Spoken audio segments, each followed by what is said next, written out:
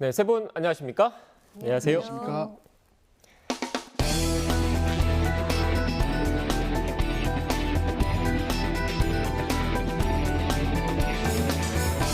네, 오늘 리뷰 Y 시간 정영희 시청자 평가원님이 꼽아주신 주제부터 들어보겠습니다.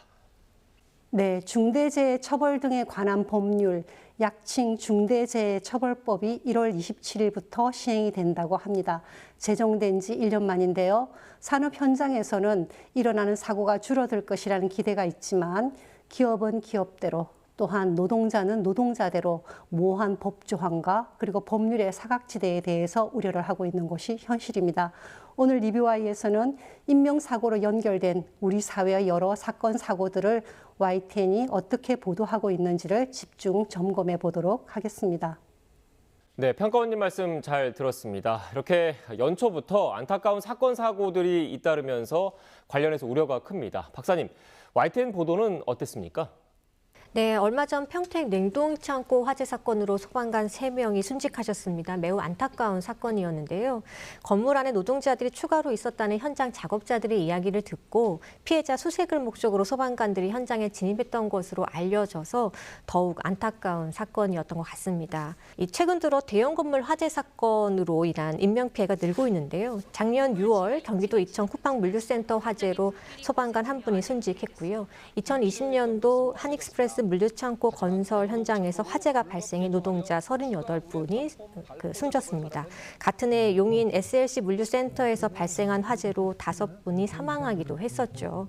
잊을만 하면 이 창고형 건물 화재 사고가 반복되고 있습니다. 화재 예방에 따른 안전 의무를 제대로 이행하게 만들 관련 법규와 제도가 제대로 갖추어져 있는지 관리 감독의 소홀로 이어지고 있는 원인이 무엇인지 좀 점검해보는 YTN의 기획 보도가 필요한 시기라고 생각합니다. 네, 평택 냉동창고 화재 사건과 관련해서는 1월 6일 날 속보로 전달된 내용, 평택 냉동창고 화재 현장에서 소방관 3명 연락 끊겨라는 기사 이후에 1월 10일까지 약 70건의 기사가 YTN에서 보도가 됐는데요.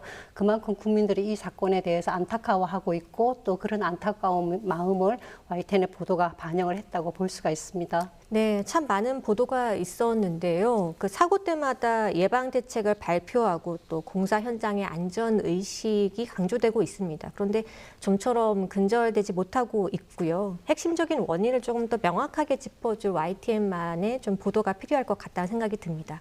뉴스큐 평택 냉동창고 화재 소방관 3명 숨져 진화 어려운 이유는 그리고 평택 냉동창고 시공사 압수수색 인명사고 빈번한 업체 등의 YTN 보도에서 확인했는데요. 공사업체의 안전규정 위반, 또 소방인력의 성급한 현장 진입 지휘 등의 문제를 짚어보려는 보도였습니다. 아무래도 일면적이지 않은 보도를 냈다라는 점은 좀 긍정적으로 보였습니다. 다만 조금 더 관련 보도를 내자면 해당 건물 시공사가 고용노동부가 발표한 중대재해 발생 사업장에 포함되어 있었다라는 그 리포트 내에서의 언급이 있었는데요. 이에 대한 좀 추가적인 설명이 없었다라는 점은 좀 아쉬웠습니다. 네, 맞습니다. 말씀하신 부분에 저도 동의를 하고요. 이천의 쿠팡 물류센터 화재 사건 때와 마찬가지로 이번에 있었던 그 평택 화재 사건은 똑같은 정말로 판박이처럼 똑같은 사고였습니다. 일반인의 인명피해는 없었고 소방관들께서 순직하신 그런 일이었는데요. 소방노조는 이에 대해서 그 허망하게 목숨을 잃은 그런 동료를 애도하면서 순직 사고가 재발하지 않도록 대비책을 마련해 달라고 정부에 요구하기도 했습니다. YTN은 그에 관해서 1월 7일 소방노조 안에 사람 없었는데 동료들 왜 목숨 잃어야 했나라는 제목으로 간략하게 보도를 했습니다. 소방 그 노조의 주장 내용은 34초 동안의 그 앵커의 구두 발언으로 이렇게 뉴스화되었었는데요. 소방노조의 발언에 의하면 현재 마련되어 있는 그런 재난 현장 표준 작전 절차, 네, 이것은 사고 발생 시에 소방관 개인에게 책임을 이렇게 지우는 용도로 기능을 하고 있다고 합니다. 또한 현장에 맞게 그 매뉴얼을 수정하고 그리고 현장을 모르는 지휘관이 양성될 수밖에 없는 그런 현재의 제도를 좀 개선해야 된다고 그렇게 강조를 하고 있거든요. 그래서 이번 평택 냉동창고 화재 사건을 보면 그 당시에 그 진입하셨던 그 소방관들께서는 복장을 완전히 다 갖추었고요. 그리고 공기호흡기도 물론 당연히 가지고 있었고요. 진압 장비까지도 완벽하게 그렇게 이렇게 착장을 한 그런 상태였다고 합니다. 그렇기 때문에 이것은 안전 불감증의 문제거나 아니면 개인의 소홀의 문제가 아닌 것이지요. 그래서 대응 체계의 문제는 없었는지 혹은 다른 구조적인 문제는 없었는지에 대한 궁금증이 있었습니다. 마침 YTN이 그에 대해서 이제 관련 보도가 나오는 듯해서 제가 YTN의 보도를 좀 유심히 살펴보고는 있었는데요. 소방노조의 의견을 이렇게 단순하게 전달하는 방식에서 그쳐서 아쉬움이 좀 있었습니다. 그 내용을 발굴을 하고 그리고 분석을 하고 평가를 해서 보도하는 것이 좀 더 좋은 그런 보도일 수도 있지만 사실은 좀 민감한 문제이기도 합니다. 그럼에도 불구하고 꼭 필요한 순간에 앞장서서 주의를 환기시키는 것이 또한 언론의 역할이 아닌가라고 생각을 합니다. 네, 그러니까 사건, 사고 발생 그 자체를 보도하는 데 그치지 않고 철저한 원인 규명 그리고 재발 방지책 마련에 YTN 보도가 일조했으면 좋겠다 이런 지적이신 것 같은데 에디터님께서는 어떻게 생각하십니까? 네, 그 YTN 보도의 핵심을 보면 요즘에 이제 우리가 뭐 출연도 많이 하고 이제 기자도 뭐 리포트도 많이 하고 여러 뉴스가 이제 보도가 됐는데 냉동 창고나 이 물류 창고가 늘고 있고 그래서 창고를 지을 때 이 단열재가 필수라고 합니다. 그래서 스프링클러나 뭐 소방차 진입로 그리고 비상계단 이런 불이 났을 때 대응할 수 있는 시설을 필수적으로 설계합니다. 지금까지 화재가 난 곳은 대부분 이런 그 설계와는 거리가 먼 곳입니다. 이런 구조적인 그래서 20만이 기준이니까 연면적을 19만 얼마 이렇게 하는 데도 있다고 합니다. 그래서 이걸 조금 더 실효성 있게 하려면 법안도 고쳐야 되고 이 법을 또 10으로 하면 또 9만 얼마로 또 이렇게 해야 되지 않습니까? 그러니까 실제적으로 안전을 담보할 수 있는 장치를 좀 더 마련하는 것이 먼저가 돼야 되지 않나 이렇게 생각을 합니다. 네, 그러니까 관련 규제의 사각지대에도 좀 짚어봐야 된다 이런 말씀이셨는데 박사님 말씀 이어서 들어볼까요? 네, 또 얼마 전 고양시 일산 지역에서 땅 꺼짐 현상이 발생하지 않았습니까? 자칫 큰 사고로 이어질 수 있었기 때문에 이 또한 YTN의 지속적인 보도가 또 예방 보도가 필요했었다라는 생각이 듭니다.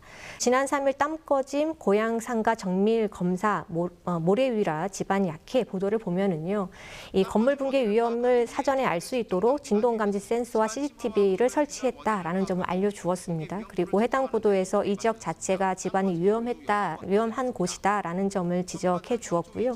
기반 공사의 중요성을 언급한 전문가의 목소리도 강조해 주었습니다.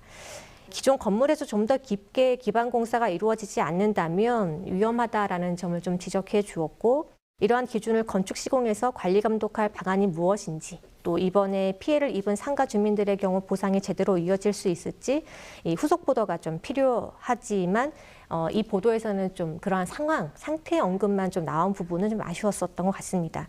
주변 인근 지역에서 그 유사한 사건이 발생했었다라는 점, 그리고 이에 대한 적극적인 원인 규명 및 진단이 필요하다라는 점을 앞으로도 계속해서 주목해주고 또 추가 피해가 일어나지 않도록 이 예방하는 보도가 좀 꾸준히 이어나갔으면 좋겠습니다. 네, 금방 박사님께서 말씀하신 내용을 가지고 잠깐 살펴보면은 1월 10일 날 YTN의 보도가 조금 유용한 것이 있었는데요.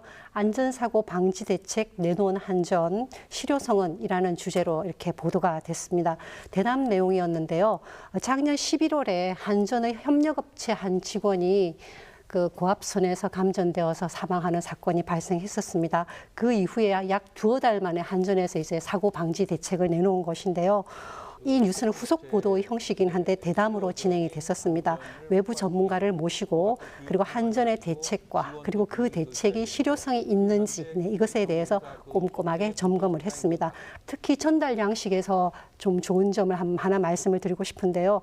화면으로 구성됐던 시각적 메시지가 그 발언자의 구두 메시지하고 잘 어울리면서 시청자에게 정보적으로 아주 유용하게 요약이 잘 되어서 들어왔었습니다. 한전의 대책을 항목별로 제시를 하면서 그 순간순간에 그래픽을 구성을 했고요. 그래서 시청자로서는 아주 간략하고 명료하게 내용을 이해를 할 수가 있었습니다. 네, 정보의 전달력을 높이기 위한 제작진의 노력을 또 평가해 주신 것 같습니다. 네, 맞습니다.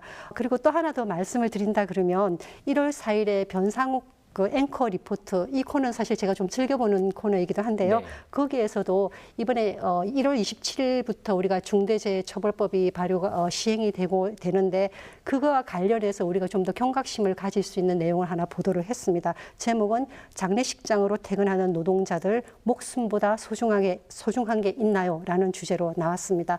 기사를 보면 짧은 그렇게 길지는 않았는데요.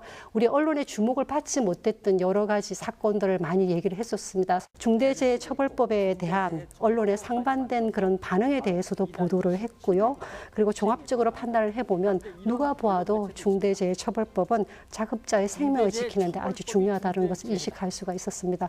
이 처벌법이 지금 현재는 좀 맹점이 있을 수 있고요. 또 실용성의 문제에서도 현장에 적용되는 어려움이 있을 수는 있겠지만 이 시작 자체가 얼마나 중요한지를 이 1월 4일 변상우의 앵커 리포트를 통해서 우리가 더 강하게 인지할 수 있었던 그런 좋은 점이 있었다고 생각을 합니다. 네. 사건, 사고를 보도하는 이유 궁극적으로는 유사한 사건이 다시는 발생하지 않도록 대안을 모색하는 것일 텐데 에디터님 결국 YTN도 더 노력을 해야 된다는 걸 시사하는 부분이겠죠? 예, 평가원님이 소도에서 말씀하신 것처럼 이 소방관이 희생되는 일이 반복된다면 안전 불감증도 아니고 그러면 이제는 시스템을 진지하게 점검해야 된다고 생각합니다. 소방관이 그 단계가 해제돼서 복장을 다 하고 투입됐고 그러다 사고가 났습니다. 그렇다면 그 단계를 해제하는 기준이 지금 기준이 상황과 맞았는가, 그리고 그 기준을 조금 더 보수적으로 소방관의 안전도 조금 더 담보가 되도록 바뀌어야 하는가 하는 생각도 들고요. 물론 이제 인명 구조를 하기 위해 어느 정도 대응을 할 것인가 이 논의도 같이 해야 된다고 생각합니다.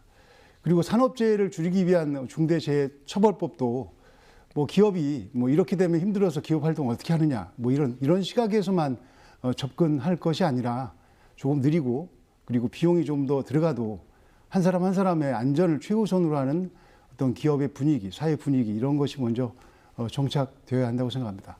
사람이 먼저지 기업이 먼저는 아니라고 생각합니다. 네, 알겠습니다. 두 분 들려주신 오늘 말씀 정리해 보겠습니다. 마지막으로 이것만은 꼭 명심할 수 있도록 평가원님부터 한 줄로 요약해 주시죠. 네. 언론이 인명 구호를 위해 적극적으로 나설 때는 누구도 그에 대해서 과하다고 말하지 않는다라고 조금 길게 말씀을 드리고 싶은데요.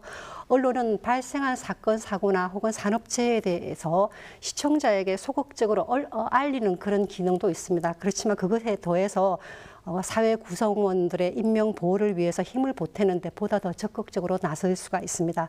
YTN은 이번에 실효가 될 그리고 실시가 될 중대재해처벌법에 대해서 현장에서는 이것이 잘 지켜지는지, 그리고 현장 적용에 어려움은 없는지, 혹은 제도의 사각지대는 무엇인지에 대해서 보다 더 적극적으로 관심을 가지고 그리고 추적해서 꾸준히 보도를 해주셨으면 하는 바람이 있습니다. 네. 다음으로 박사님 한 줄 평 들어볼까요? 네, 예고 없는 재해, 예방 대응 보도 늘려야. 재해 보도는 소나기처럼 재해 발생과 함께 언론 보도 급증으로 이어집니다. 아무래도 재해 정보, 피해 상황에 집중하는 보도가 계속될 수밖에 없는데요. 현장 보도도 중요하지만 이 재해의 원인을 제대로 파악하고 또 향후 유사 재해가 발생할 위험을 줄여가는 노력도 필요하다고 할 수 있겠습니다. 예고 없이 찾아오는 재해 소식에 불안과 걱정을 키우기보다는 이 피해를 줄이고 또 대응력을 키우는 이 사회의 노력에 관심이 더 커질 수 있도록 다각적인 심층 보도를 늘려나가야 하겠습니다. 네, 오늘 전해주신 분석과 해설 말씀 잘 유념해서 YTN 보도와 프로그램 개선에 앞장서겠습니다. 세 분 오늘 말씀 고맙습니다. 고맙습니다. 고맙습니다.